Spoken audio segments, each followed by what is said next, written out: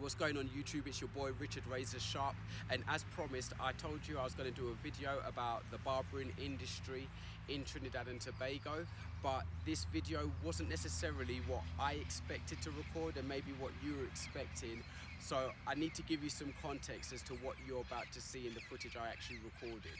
So my original plan was to come here, book an appointment with a local barber, hopefully talk to them and ask them a bit about the barbering industry as well, and share that content with you, and if possible also get to a barber supply just to see what they look like out here.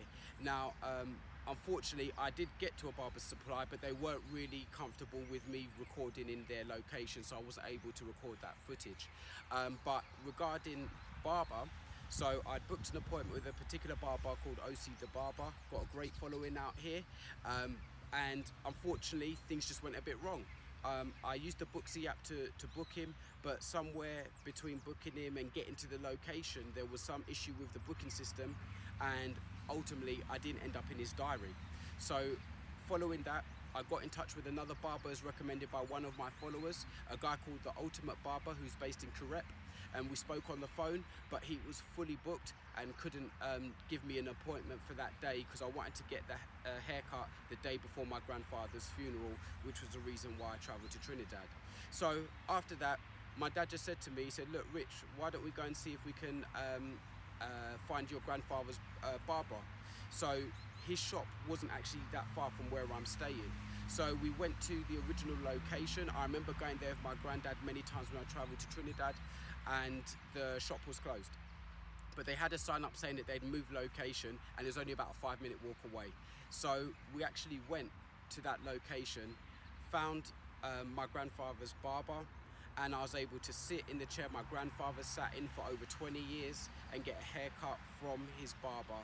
And it was a deeply personal and emotive experience for me, and it was one that I wanted to share with you all. You know, we have so many great experiences as barbers, and more often it's usually us having the experience as a barber and having the client having an amazing experience. So it was really great to be on the other side of it and to be the client having an amazing experience with my grandfather's barber. So I'm going to show you this footage now. One thing that he told me, and his name was Areem, he said to me that my granddad got his last cut from him shortly before he died, and he got his carer to bring him down to the shop. At this point they had to take him in a wheelchair because he couldn't walk anymore, and they lifted him into the barber chair, and then my grandfather said to him, he said, "Look, this is actually going to be the last haircut you probably give me because I don't think I've got long to go." And he said they actually both ended up crying whilst he was cutting his hair because they knew this was like the end of the road, the end of a journey that they had shared together for over 20 years as a barber and a client. So guys, it's a really beautiful video. I'm going to share with you the footage, and then we're going to come back and I'm going to tell you some of the things that me and him spoke about whilst I was in the chair getting cut by him about the barbering industry in Trinidad. So I hope you enjoy this footage. Okay guys, so there's been a little change of plan. So right now we're heading to the barbers that my granddad used to get his hair cut at for many years. So hopefully if it's open I'm going to get a trim there. So yeah, we'll see how it goes. Alright, in a bit, peace. Okay, so this is the barbers that my granddad used to go to. They've actually now moved location, so we're going to walk down to the new location where they're at. Hopefully they should be open so we can get a trim for granddad's funeral. Hey everyone, so I'm here at Hollywood Barbers. It used to be Wesley's Barbers, but it's now Hollywood Barbers, and this is where my granddad actually got his final haircut, and I'm going to get my hair cut by the barber. They gave my granddad his last haircut before he passed, and my granddad actually sat in the chair and told him, "Look, this is going to be the last time you do my hair," because he knew he was that unwell, that it was going to be the last time getting a haircut from his barber. So they just shared that moment together, and now I'm going to get my haircut by my granddad's barber, which I'm really looking forward to. Alright, I'll show you what it looks like after. Can I just pop this up there, though?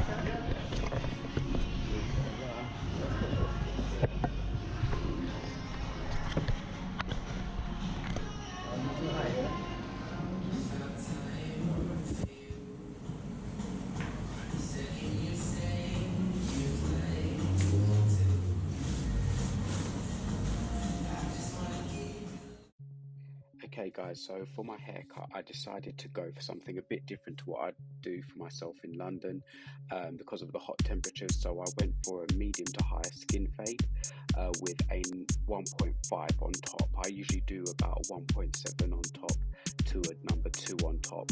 So something a little bit different, and then I also asked Areem to blend in my beard, take the level down just a little bit and shape it up. So that's what he was doing for me.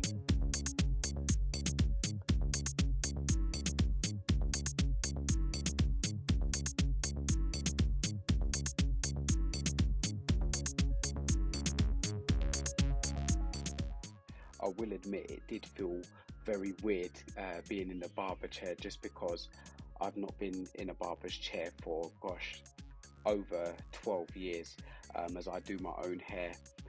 So I'm used to just cutting my own hair every week, and I do my hair exactly how I want it. But you know, this was a special occasion. I just made up my mind that I was just going to enjoy the experience of being able to get a haircut by my granddad's barber in the chair that he sat in for so many years. So if I'm honest, I didn't even really care how the haircut came out.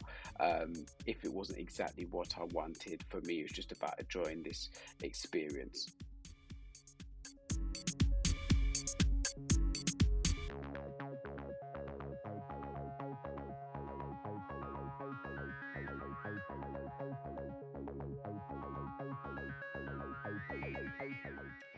As a barber, I couldn't help but look at Areem's barber setup. So in terms of the clippers and trimmers that he is only using one cordless clipper, which was the cordless wall magic clip, which he loves. But then he also had a Oster 76 corded clipper, the Andis T outliner that you can see him using on me now to do my shape up, and he also had a Andis styliner as well, which you don't really see many of them about anymore, but they were a really exceptional trimmer that a lot of barbers used to use back in the day. But yeah, just that was his setup, very simple. But with that setup, he says, you know, he could deliver any haircut that his clients usually ask him for as well. So yeah, it was quite nice just to see what he was using and talk a little bit about his tools.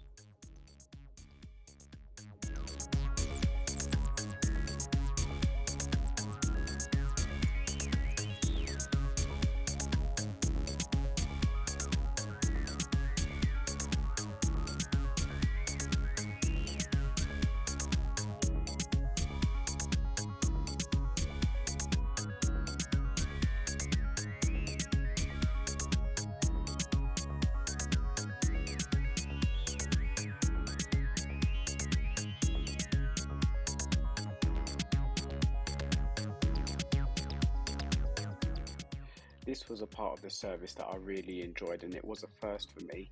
Areem had sprayed a scented spray on my beard to help with the shape up, but then he, as you can see here, he's used a hair dryer and a brush to brush out my beard whilst it's drying. So it left me with a really nice smell and fragrance on my beard, which I thought was just a really nice little touch that I hadn't experienced before, but I think it's something that I will use myself in the future.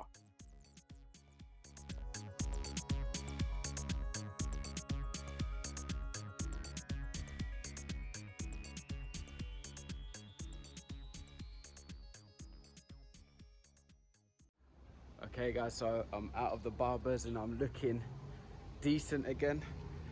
So had a great experience in the barbers. So yeah, I'll let you know a little bit more about it in this video. Okay guys, so I hope you enjoyed that footage. So let me just share with you a few things that we spoke about as I was getting my hair cut from Areem, my grandfather's barber.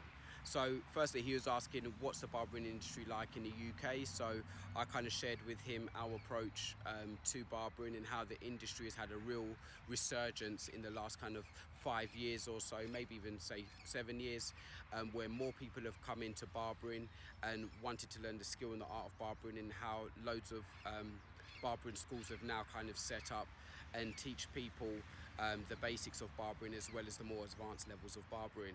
But in Trinidad, what the industry is like is there's not really formal schools. The way most barbers have learned to cut hair is they've been mentored by more experienced barbers. So they would go into a shop and if I say start as an apprentice, and they will learn to cut hair on the job, and will build their experience and have maybe say other more experienced barbers around them who will show them different skills, different techniques, and that's the way that they learn. One thing that we also spoke quite a bit about was about kind of sanitation, and how it's been much more important aspect of our business and industry, particularly since the outbreak of COVID. So one thing that I really liked when I was in his chair is that actually he had a record on his wall of the numerous years where he had been completing the Barberside free education course on sanitation practices, and he completes it every year, and then he puts up the new poster on his wall at his booth so that people know he's following the best practices and the latest and most current practices regarding good sanitation. Yeah, he said the industry is very vibrant. If you're a good barber, you will build up a solid client base and they will stay with you for a long time, just like my grandfather did. And there is a lot of competition as well. There's a lot of barbershops in Trinidad, as is, well, I guess anywhere in the world that you go. But he said there's definitely a lot of competition in terms of people wanting to be recognised as one of the best barbers. People investing now a lot more in the kind of content that they put out on social media to try and grow their brand and grow their business and their client portfolio as well. But one thing that he did also mention is he said that the business practices is not necessarily the best as yet, that there's room for growth and improvement in terms of how barbers run their business. Most of them are independent contractors paying rent on a booth in the shop, unless they own the shop, and that's how things go out here. But from what I experienced as someone sat in the chair, the standards were really high. He gave me a great haircut. The cleaning of the equipment was great. The environment was very comfortable and very relaxed. Also, the shop was also very multicultural. Trinidad is a multicultural country, a mixture of black, Indian, Chinese, Hispanic, etc. So in my grandfather's barbershop, there were two barbers in there at the time. So there was Areem, who's mixed race, and then there was another guy, I've forgotten his name, but he was Hispanic and he cut my dad's hair. But yeah, it was a great environment, really great service. In terms of pricing as well, I guess for Trinidad the price was average. So it was 100 Trinidadian dollars, which is the equivalent of £10. So in the UK, I'd class that as a low or cheap price, but for here, that's pretty average, pretty standard.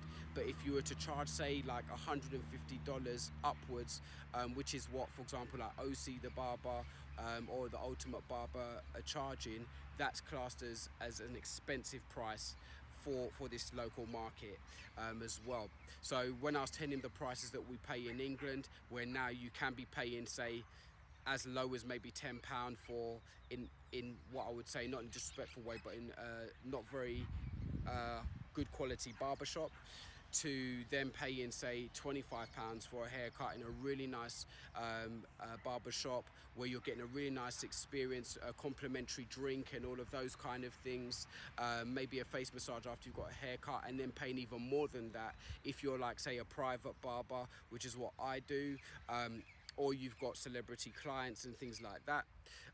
Then he was like, wow, okay, that sounds really, really great. But yeah, definitely a lot of similarities between barbering here in Trinidad as well as in the UK. And actually another thing as well that's a similarity. So in Trinidad, you are not required to be licensed as a barber. So you can just start up yourself, learn the trade, and then begin cutting hair, which is the same as England. I thought it might have been a bit different. I thought it might have been closer to America, in that you have to be licensed as a barber, but that's not yet taken place in Trinidad. So yeah, guys, there's a few little insights into barbering in Trinidad and Tobago. So yeah, hope you've enjoyed this video, and until the next one, take care, peace.